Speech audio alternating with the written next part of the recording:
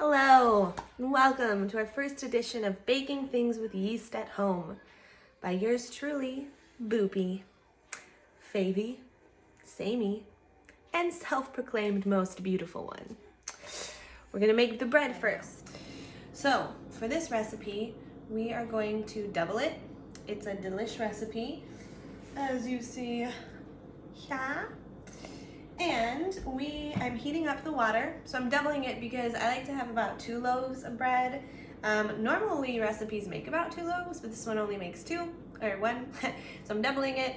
So I put 1/2 cup of water to heat a little bit. I got my thermometer, make sure the temperature's right. It's at about 83 right now. It needs to get up to about 100 to 105, 110, somewhere there. Sorry, not 100, 105 to 110. 100 is too low. Okay, so we're gonna need honey. I have my yeast here. It's about 2 packets, or I'll figure out what that means in a little bit as far as teaspoons go. Okay, so buttermilk. We're gonna make some buttermilk. Now all you need is some regular milk, chilled milk.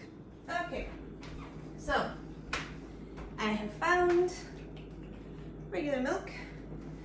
For every cup of buttermilk, or for every cup of regular milk, you have to have a tablespoon of either vinegar or lemon juice. So I've chosen vinegar. Now we need a cup of buttermilk. Perfect. Blah, blah, where's my little guy? Here he is. Oop, oop. Okay. That's getting too hot. So I'm gonna turn the water down. Now, so you take a cup of this, or a little cup measurement, liquid measurement. I will move this. Open up the milk. Now, don't do that, or that. So I got a cup of milk in here, and to that, like I said, I will be adding a tablespoon. This is apple cider vinegar. You could use white vinegar or whatever, as long as it just has to sour the milk a little bit. And you want to do it with cold milk. I did it once with like room temperature milk, and it curdled. So gross. So you just stir that around. In order for it to achieve true buttermilk status, it has to sit for at least, I'd say, 10 minutes. Let it sour. So we're gonna set this aside. We're gonna check out our water over here. Now it's a little shallow. I'm gonna turn it over, see what the temperature is. 96, 99. She's climbing fast. Like I said, 110, 105 to 110 is like the safe spot. Okay, this is at 109. Decent. So, we are going to stir the yeast and a teaspoon of honey into the lukewarm water. So let's just pour, okay, so 2 teaspoons then. So here's the lukewarm water. We're gonna do 2 teaspoons of honey since I'm doubling this recipe. And this is crazy slow. Really helps it. Sugar and yeast, when combined in water, it fluffs up a little bit more, and I'm sure there's a more technical term for that. Okay, it's like really sticking, so, yeah. So I'm going to, I wish I could call her my assistant, but she is assisting nothing today. She bought the flour. Yeah.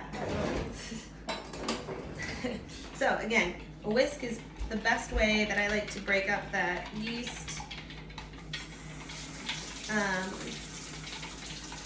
So then we're just gonna let this sit for about 10 minutes. 10 minutes. So,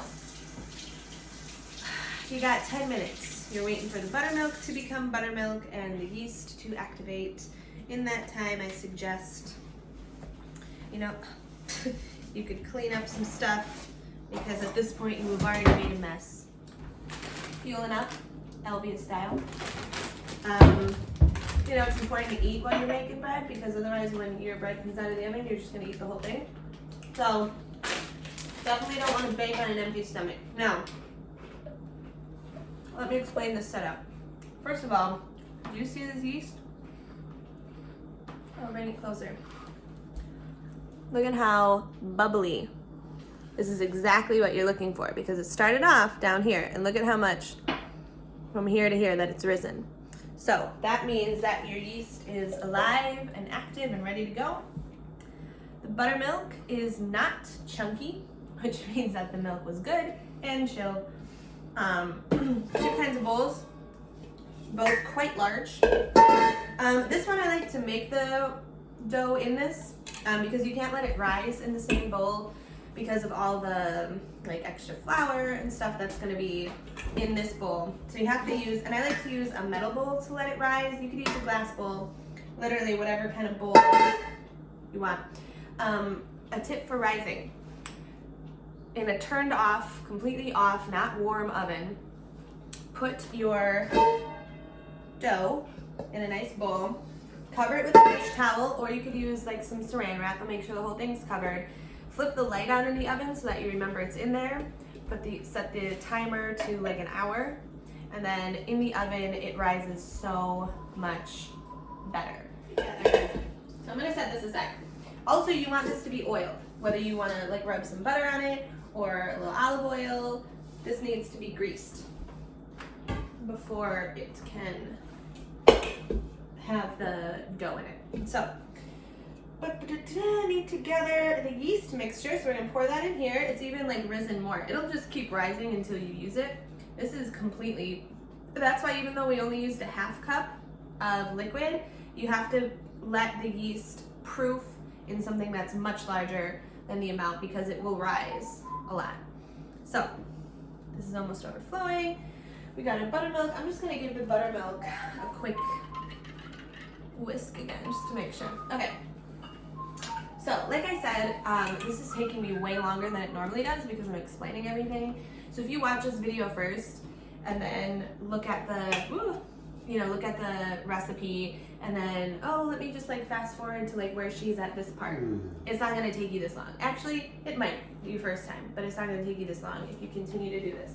And I've been making bread for years, not just this quarantine season. We're back. Confusion is over. Look at this. Look at this. Like overflowing. I'm gonna show you again because it's so cool. This is what you should have. This is like the little liquid that we had in there. This is all, it smells like a good foamy glass of beer. Okay, so now we are going to knead together. Let's just start pouring, you know? Okay, so we're gonna put this whole mixture into the bowl. And it pretty much kept its shape, actually. You want to get all that foam out. I'll use something to scrape this out. Okay. So, looks like that. Still pretty foamy. Okay, so buttermilk, 2 remaining tablespoons of honey. So we're just gonna start adding this in. I forgot we were doubling the recipe for a quick second when I did the buttermilk. I have since made another cup of buttermilk. So we're just gonna pour that into the yeast. Then we're gonna go back in with the honey. So this calls for 2 tablespoons. I will be adding 4. Honey, you could use sugar or honey. Sometimes honey is just a little less aggressive and a little more natural. This recipe calls for honey, so I'm just going to use that. It's the yeast you can do. If I could just follow the recipe.